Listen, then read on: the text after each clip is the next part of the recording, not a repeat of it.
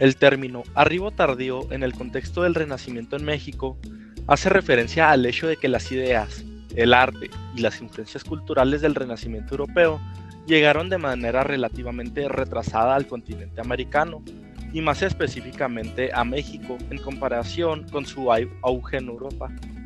El Renacimiento, que comenzó en Italia en los siglos XV y XVI, se caracteriza por tener un renacer de las artes, la ciencia, la filosofía y la cultura clásica. Sin embargo, cuando este movimiento cultural se encontraba en su apogeo en Europa, América recién había sido descubierta por Cristóbal Colón en 1492. La colonización de México por los españoles comenzó en 1519 con la llegada de Hernán Cortés, lo que trajo consigo un influjo de ideas renacentistas. En México, el Renacimiento llegó más tarde y de forma distinta, influenciada por las particularidades del proceso de colonización, el choque de culturas entre las civilizaciones indígenas y los españoles, y por supuesto las condiciones locales. Mientras en Europa el Renacimiento ya estaba avanzado en la Nueva España, México colonial, este movimiento tuvo una presencia menos marcada y más sincrética con las tradiciones prehispánicas. El arribo tardío del Renacimiento en México se refleja en la arquitectura, la pintura y las artes en general, que comenzaron a incorporar elementos renacentistas aunque con un enfoque local y muchas veces mezclados con estilos góticos, mudéjares y posteriormente barrocos, más adecuadas a la época colonial.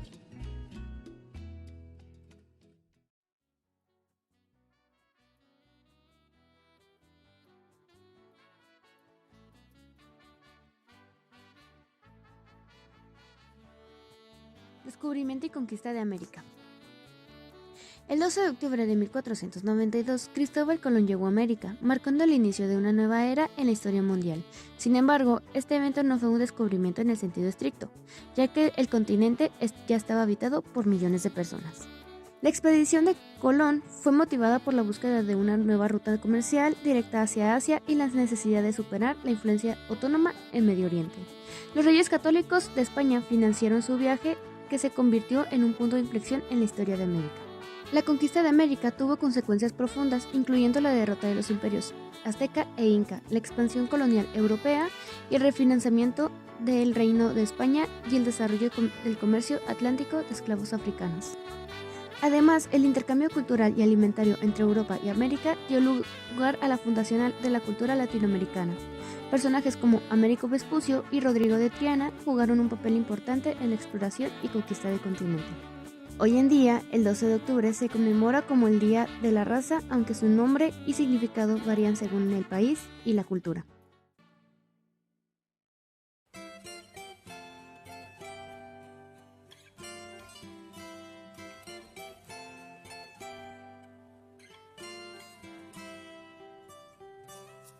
La evangelización.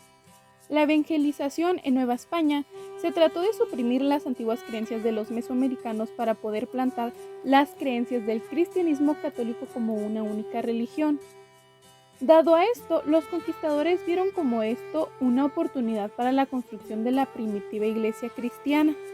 Esta evangelización americana, de forma sistemática y profunda, tiene su punto de partida en el Virreinato de Nueva España, a partir de 1520, con la llegada de los primeros 12 franciscanos, que a causa de esto ocasionó la destrucción de los templos de los dioses de los pueblos mesoamericanos, para que así poder imponer sobre de estos la cruz. Primeros asentamientos coloniales.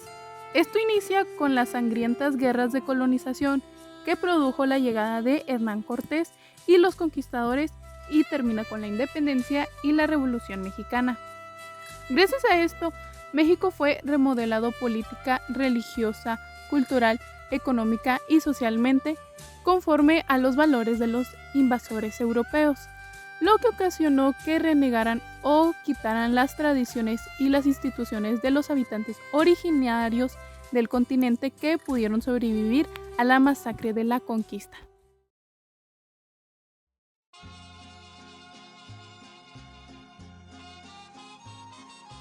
Dicen que es fascinante ya que refleja la mezcla de influencias europeas y locales en el contexto de la evangelización en América.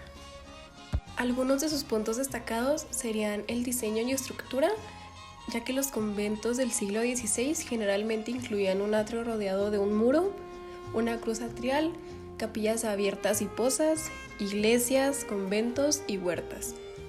Estos elementos no solo servían para la vida religiosa, sino también para la educación y la evangelización de los indígenas. Órdenes religiosas. Las principales órdenes que construyeron conventos en la Nueva España fueron los franciscanos, dominicos y agustinos. Cada orden tenía su propio estilo arquitectónico, aunque compartían muchas características comunes. Materiales y técnicas. Los conventos se construyeron utilizando materiales locales y técnicas indígenas, lo que resultó en una arquitectura única que combinaba elementos europeos y prehispánicos. Función social.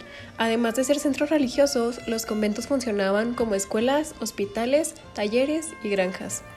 Esto los convirtió en centros importantes de la vida comunitaria y la evangelización. Algunos de los conventos más destacados de esta época incluyen el convento de San Francisco en la Ciudad de México y el convento de San Agustín.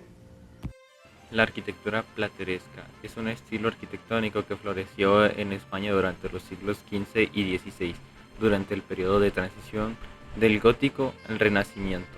Se caracteriza por una exuberante decoración que recuerda el trabajo de los plateros, de ahí su nombre, y combina elementos góticos. Sus características principales serían riqueza ornamental, columnas y pilastras, arcos y frontones, uso de medallones, integración de estilos. Algunos ejemplos sería la fachada de la Universidad de Salamanca, Colegio de San Gregorio en Valladolid, Ayuntamiento de Sevilla. Influencias en América. El estilo plateresco llegó a América durante la colonización y dejó su huella en numerosos edificios coloniales, gracias a que ellos se adaptaron a las condiciones y a los materiales que empleaban para hacer dichas construcciones. Un ejemplo a destacar es la Catedral de Santo Domingo en República Dominicana. Importancia y legado. El plateresco es considerado una de las expresiones arquitectónicas más originales de España, ya que representa una fusión entre el arte medieval y las nuevas ideas del Renacimiento, con un toque único y muy decorativo.